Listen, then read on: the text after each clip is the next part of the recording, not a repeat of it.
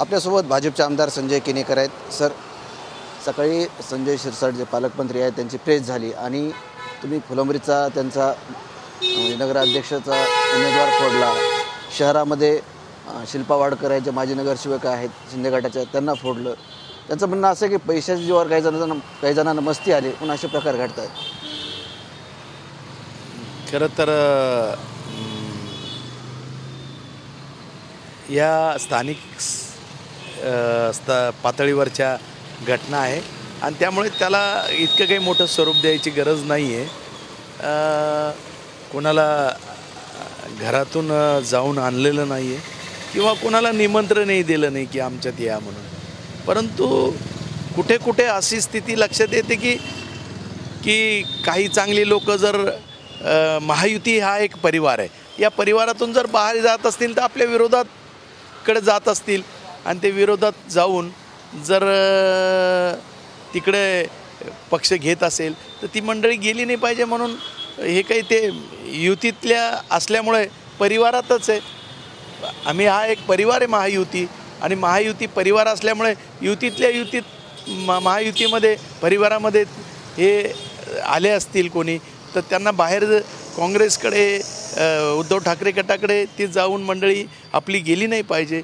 वर्षानुवर्ष काम करणारी मंडळी महायुतीत, आणि त्यामुळं एकमेकात समजाच्या भूमिकेनं एकमेकात पक्षामध्ये जाण्याचं काम केलं असेल. परंतु काही असं कोणाला धरून आणून किंवा कोणाला बळजबरी करून काही जे तुम्ही शब्द वापरला तो चुकीचा आहे, फोडाफोडीचं आहे. राजकारण आम्ही आमच्यात कशाला करेल.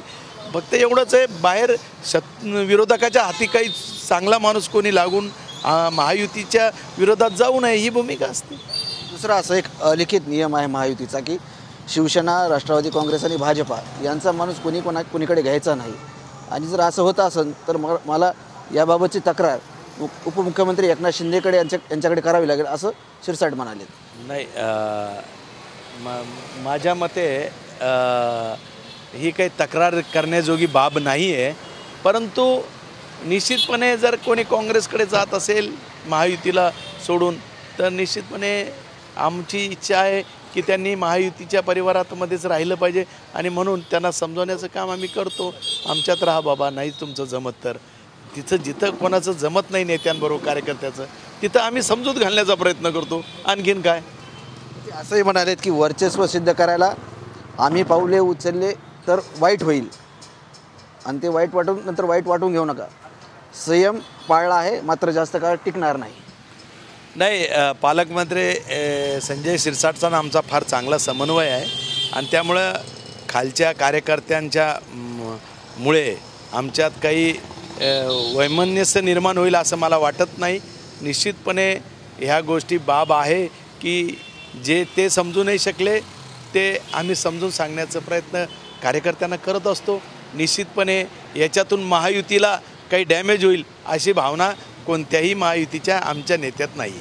सध्या नगरपरिषदेच्या निवडणुका आहेत आणि ज्या पद्धतीनं तुम्ही शिंदे गटाचे माणसं फोडतायत तर या निवडणुकीचा परिणाम दुसऱ्या निवडणुकीवर होऊ शकतो असाही त्यांनी घरगुती इशारा दिला आहे. अजिबात कोणालाच फोडलेलं नाही आहे, कोणाला निमंत्रण दिलं नाही आहे, कोणाला घरातून वरून आणलेलं नाही आहे किंवा कोणाला बळजबरी उचलूनही नेलेलं नाही आहे. हे जिथं ज्या नेत्यांमुळे कोणत्या कार्यकर्त्याची घुसमट होत असेल तो नेता महायुतीच्या बाहेर जाऊन महायुतीला डॅमेज पोहोचू नये ही भूमिका घेऊन एखाद्या ठिकाणी झालं असेल, घटना घडली असेल. शिंदे गटाच्या शिवसेनेचे जिल्हा प्रमुख आहेत राजेंद्र जंजाळ, ते पण नाराज आहेत अशी बातमी आहे. तुमच्याकडे येण्याची काही शक्यता आहे? खरं तर नाराज कोण कोणावर आहे हे जोपर्यंत आमच्यापर्यंत येत नाही बातमी, बहुतेक जंजाळ काही नाराज नाही आहे.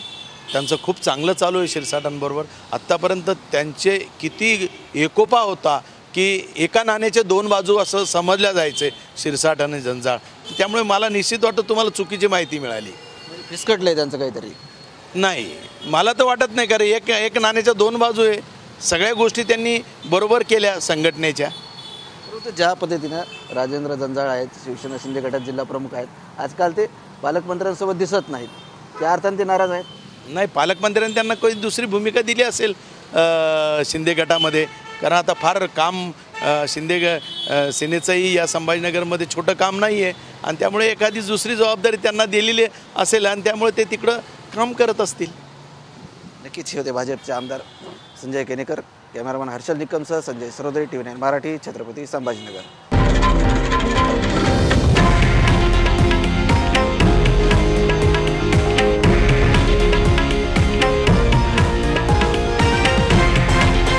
हे आहे देशातील नंबर 1 न्यूज नेटवर्क आणि आपण पाहत आहात TV9 मराठी, एकमेव.